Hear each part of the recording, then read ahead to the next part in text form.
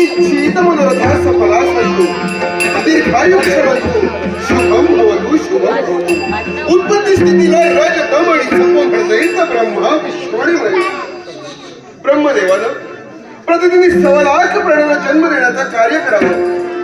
वैकुंठीनाथानं पालन पोषणाची जबाबदारी आपल्या हाती घेतली आणि या कैलासवासी तो अखिल विश्वाच्या संहारात आणि म्हणूनच या विश्वाचं विराट कार्य सुरळीतपणे पार पडतंय आणि हे विश्व कार्य सुरळीत चालावं म्हणून मी त्रयदेवता एक सारखा दोघांत प्रयत्न करतो. वारे बडा अरे मग आजपासून पाहतो मी तुला एक सारखा धरणी मातेकडे बघून मांडवतोय. त्याच्या मुळाचे कारण जाणतोय. रोज तुला गिरिजा शंकराचं दर्शन होतं पण आज गिरिजा इथं नाही. पार्वती अरे चिंता करू नकोस. आदि माय आदिशक्ती जगज्जननी पार्वती माता गेली आहे ती स्वकर्तव्यासाठी. पण या शिवशंभो ध्वनीतच तुला आशीर्वाद आहे. इच्छित मनोरथा सफला संतो सफला संतो सफला संतो. पार्वती अरे तुम्ही कोणी सामान्य नव्हे.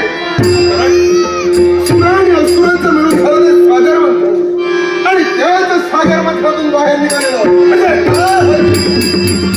हरणीवर टाकावं हरणी रक्त झाली असते. पाण्यात सोडावं जलचर नाश पावलं असते. वायू सोडावं वायू नष्ट झाला असता आणि म्हणून क्षणात हिला बनवला